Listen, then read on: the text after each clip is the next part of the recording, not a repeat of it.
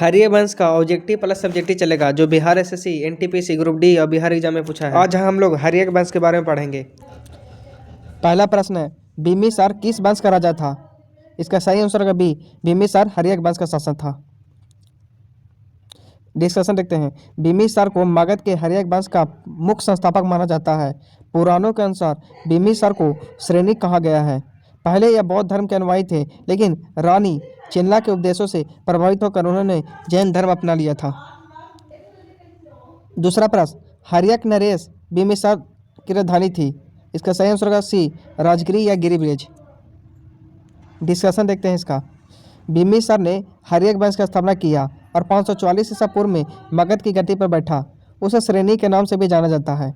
बिम्बिसार बौद्ध धर्म का अनुयायी था और उसने राजगीर का गिरिब्रिज को अपनी प्रथम राजधानी बनाया। राजगिरी नगर का योजनाकार महागोविंद था, जिसने इस नगर की निर्माण योजना तैयार की। बिम्बिसार के पोते उदय ने अपनी राजधानी राजगिरी से स्थानांतरित कर पाटलिपुत्र कर दी। बाद में शेरशाह सूरी ने पाटलिपुत्र का नाम बदलकर पटना रखा था। तीसरा प्रश्न है, बिम्बिसार ने शासन किया था। तो इसका आंसर होगा बी, मगध पर शासन किया था। आइए डिस्कशन देखते हैं। बिम्बिसार हरियक वंश के संस्थापक और मगध के महान शासक थे। उन्होंने 544 ईसा पूर्व में हरियक वंश की स्थापना की। बिम्बिसार ने राजगिरी को अपनी राजधानी बनाया, जिसे राजाओं का घर कहा जाता था। उन्होंने वैवाहिक संबंधों से कौशल, वैशाली और पंजाब के राज्यों के साथ मित्रता स्थापित कर साम्राज्य का विस्तार किया। वो महात्मा बुद्ध के संरक्षक और मित्र थे।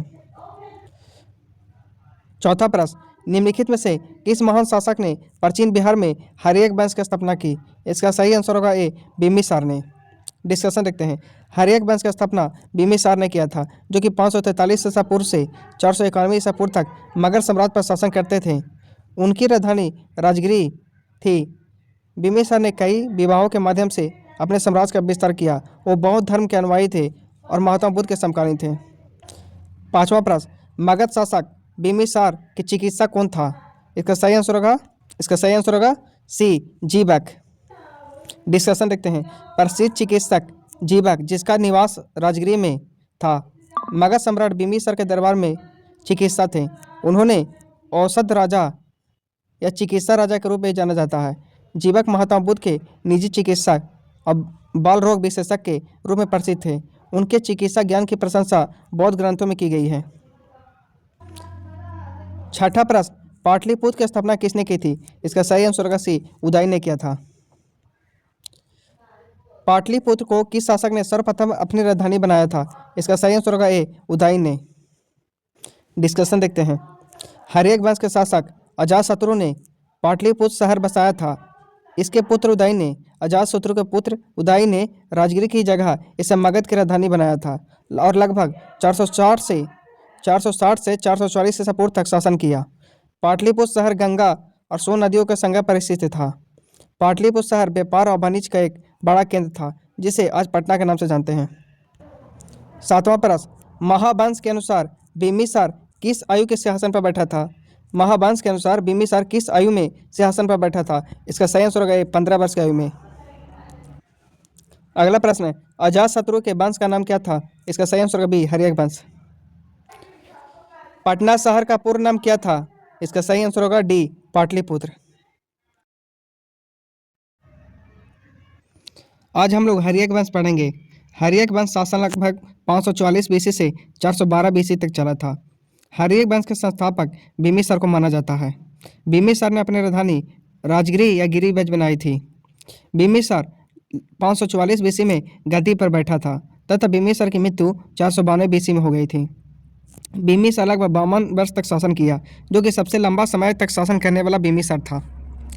बिम्बिसार शक्तिशाली बनने के लिए वैवाहिक संबंध किया तथा बिम्बिसार पहला शादी किया था महाकौशला से, जो कौशल नरेश प्रसेनजीत की बहन थी। दहेज में काशी मिला था बिम्बिसार को। दूसरी शादी चेलना से किया, जो लिच्छवी गणराज्य के शासक चेता की पुत्री थी। तीसरी शादी क्षेमा से किया था, जो मध्य प्रदेश की राजकुमारी थी। चौथी शादी एक नर्तकी थी अम्रपाली, जो वैश्या थी, जिसका संतान जीवक चिकित्सा बना था। बिम्बिसार अंग को ब्रह्मदत्त को हराकर मगध का हिस्सा बनाते हैं। बिम्बिसार बौद्ध धर्म के अनुयायी थे, महात्मा बुद्ध के समकालीन थे तथा जीवक इलाज के लिए गए थे महात्मा बुद्ध का। अवंती के एक राजा थे जिनका नाम था चंद प्रदोय, जो पांडु रोग से ग्रसित थे, जिसके इलाज के लिए बिम्बिसार ने अपने इलाज के लिए जीवा को भेजा था तथा चंद प्रदोष ने बिम्बिसार की अधीनता को स्वीकार कर लिया था। तथा बिम्बिसार का एक पुत्र था जिसका नाम अजातशत्रु था तथा पुत्र ने ही अजातशत्रु ने ही बिम्बिसार की हत्या कर दी थी।